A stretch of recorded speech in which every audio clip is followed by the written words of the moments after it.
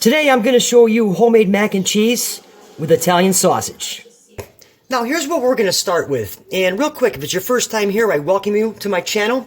And if you've been here and cooked with me before, I welcome you back. So here we have some pasta, some chicken broth, kosher salt, black pepper, some seasoning, Italian sausage. Here I have the hot Italian sausage, and the tomatoes and avocado are just kind of hanging out. All right, so now I'm going to show you an absolute foolproof way to cook our sausage. Right back here I have some boiling water, obviously, that you can see. And like I mentioned earlier, I have some hot, spicy Italian sausage. And what you want to do is you want to just boil this for about 4 or 5 minutes, if that. Okay, if you were to cook this in the saute pan, okay, if you were to cook it in a hot saute pan, what would happen is the sausage would burn before the inside would cook, okay? So what we're going to do is we're going to let this go. When it's done, we'll pull it out, let it cool down.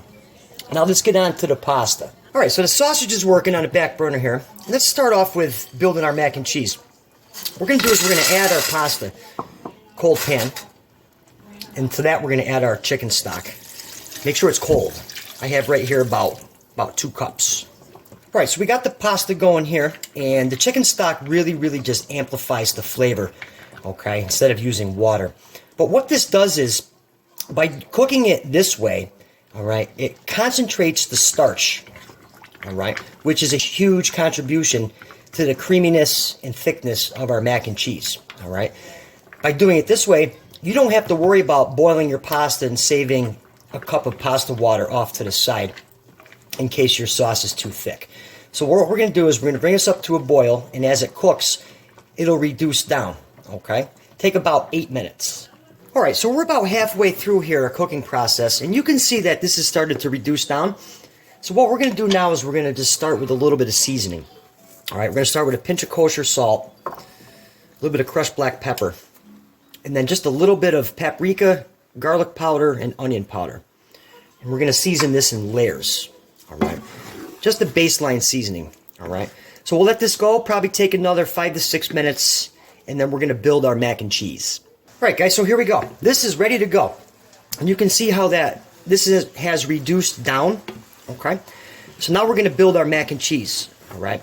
Now, what you don't want to do is you don't want to drain this, all right? Don't let this extra chicken stock in here be intimidating, okay? Now, to that, we're going to add some evaporated milk. Evaporated milk and macaroni and cheese, hands down, outstanding. It even says on the can, mac and cheese, right there. All right.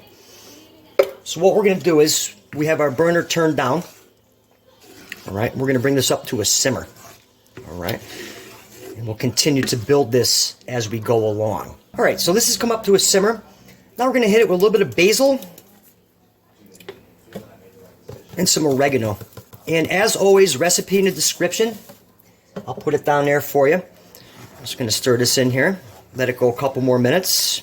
Now here, if you wanted, you could actually pull some aside and give it a taste test to see if it needs any more pepper. I highly doubt it's going to need any more salt because there's a lot of sodium in the broth. So we'll let this go a couple more minutes. As you can see, this is starting to thicken up because the starch in the pasta is working its magic.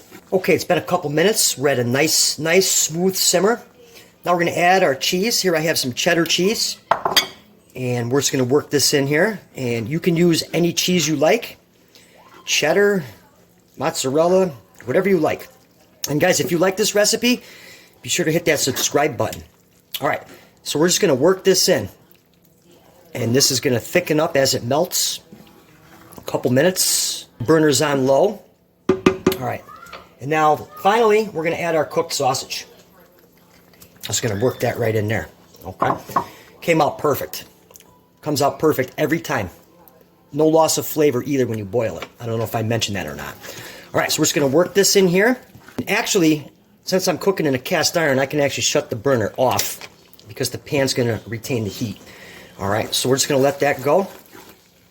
A couple more minutes, and then we're going to be in business. All right, guys, so this is done. Get a nice close-up on this right here. I mean, look how creamy and cheesy this is. It sure smells absolutely outstanding. Okay, guys, now For the end of this, here's what I really like to do. Take some Ritz crackers here, okay? And then just crumble them up right on your mac and cheese. All right, Ritz crackers, buttery. Oh, so let's get into this right now. It sure smells outstanding and outstandingly hot. Absolutely outstanding. The spiciness from the sausage, the creaminess of the mac and cheese. Guys, this is one recipe you're truly going to enjoy. I almost guarantee that. And for another recipe, be sure to check out the video that's on your screen right now. I'll see you right here next time.